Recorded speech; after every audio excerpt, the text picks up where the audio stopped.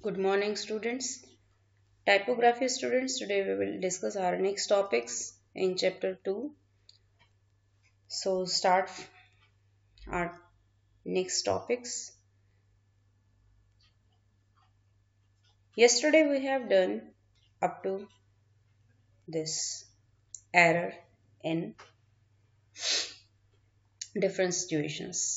कई बार आप क्या करते हैं कि कैल्क में जब आप टाइपिंग करते हैं सेल्स में तो कंटेंट्स को एंटर करने के बाद समटाइम उसमें एरर शो होती है। तो ये कल मैंने आपको बताया था कि क्या रीज़न है इसका।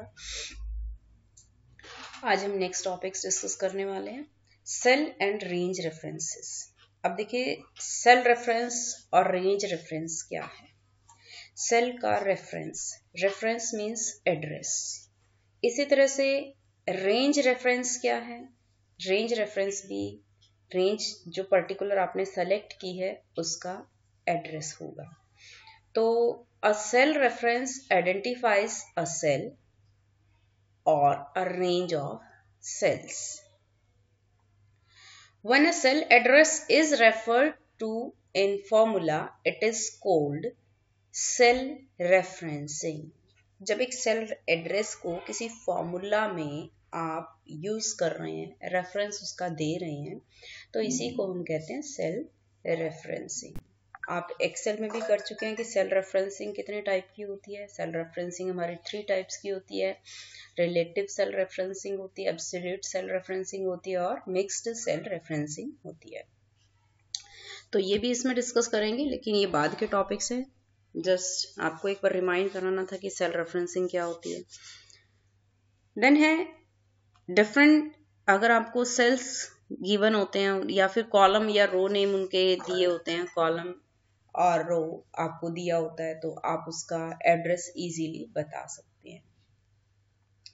अब देखिए कैल्क में फॉर्मूला किस तरह से आप टाइप करेंगे या फॉर्मूला किस तरह से एंटर करेंगे। सी, हमें पता है कि कैल्क में जब हम फॉर्मूला टाइप करते हैं तो हमें ये इक्वल टू साइन जो है, ये साइन हमें यूज करना होता है।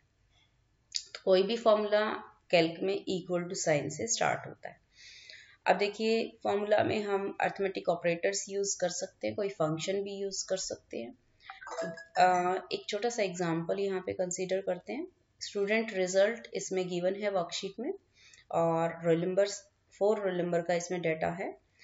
2 सब्जेक्ट्स के मार्क्स हैं, इंग्लिश और हिंदी। अब हमें दोनों सब्जेक्ट्स के मार्क्स का टोटल करना है। पीछे भी एग्जांपल हमने देखा था, इसको हमने सॉल्व किया था, टोटल कैसे करते हैं।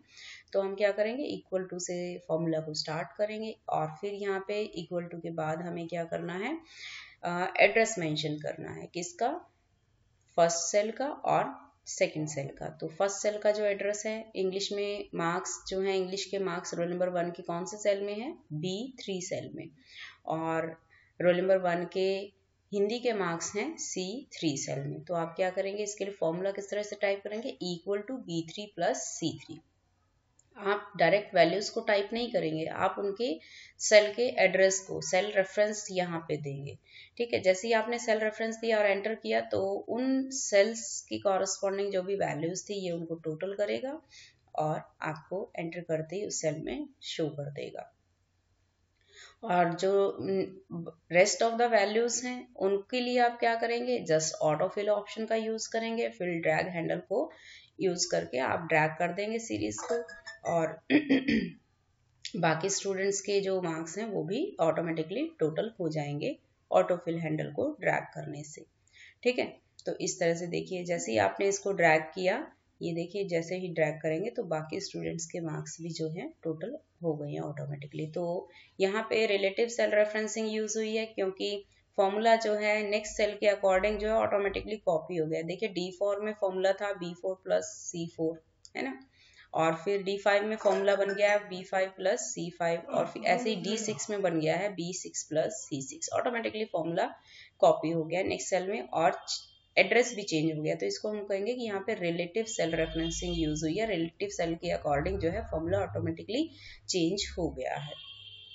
ठीक है, तो इसी तरह से एक और छोटा सा टॉपिक डिस्कस करते हैं कि सम फंक्शन, अगर आपको कहीं किसी रेंज का, कहीं कुछ वैल्यूज का अगर सम करना है तो instead of using this particular formula we have a sum function on for standard tool bar.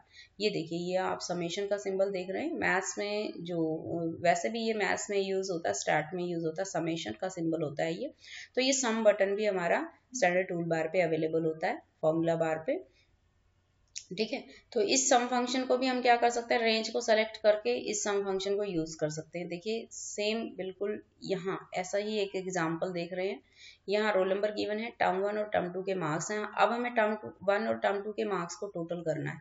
तो हम क्या करेंगे, जस्ट यहाँ टर्म 1 और टर्म 2 के रोल नंबर 2 के मार्क्स को सेलेक्ट करेंगे। तो रेंज सेलेक्ट करेंगे, टर्म 1 और टर्म 2 दोनों सेल्स को कॉन्टिग्यूसली से जैसे ही हम यहाँ पे क्या करेंगे, इनको क्या करना है, हमने इनको जस्ट सेलेक्ट करना है। ठीक है, सेलेक्ट करेंगे और सेलेक्ट करने के बाद हमें जो यहाँ पे टोटल वाला ये D2 कॉलम ये सेलेक्टेड था, और इसको सेलेक्ट करने के बाद हमें क्या करना है, जस्ट समेशन को यहाँ पे सेलेक्ट करना है। ठीक है, पहले D2 को सेलेक्ट करेंगे, उसके बाद सम बटन को सेलेक्ट करेंगे, और फिर ये जो हमारे रेंज है इसको हमें करेक्ट करना है। अगर ये इसने ऑटोमेटिकली रोल नंबर पे उठा लिया है तो रोल नंबर नहीं हमें यहाँ पे लेना है, तो हमें रेंज को अपने आप ही ठीक कर लेना। हम यहाँ पे रेंज को ठीक कर देंगे, टर्म 1 और टर्म 2 को सेलेक्ट कर लेंगे। तो इस तरह से ये ऑटोमेटिकली हमारा जो है B2 और C2 का टोटल हो जाएगा। ठीक है, इस तरह से ये देखिए, जैसे आप एंटर करेंगे तो ये यहाँ पे इसको टोटल को शो कर देगा, ये देखिए यहाँ पे। ठीक है, और उसके बाद रेस्ट ऑफ द वैल्यूज का आपको सम करना है तो आप फिल हैंडल को यूज करके क्या कर सकते हैं, रेस्ट ऑफ द वैल्यूज का भी सम कर सकते हैं। ठीक है, तो यहाँ तक जो ये टॉपिक है बहुत ज़्यादा नहीं करवाया है मैंने, छोटा सा टॉपिक आज डिस्कस हुआ है हमारा। इस छोटे से टॉपिक को आप अच्छे से प्रैक्टिस कीजिए, लर्न कीजिए जो स्टेप्स हैं, किस तरह से हमने किया है, कौन कौन से स्टेप्स यूज हुए हैं। तो बस आज इतना ही करेंगे। Okay, bye.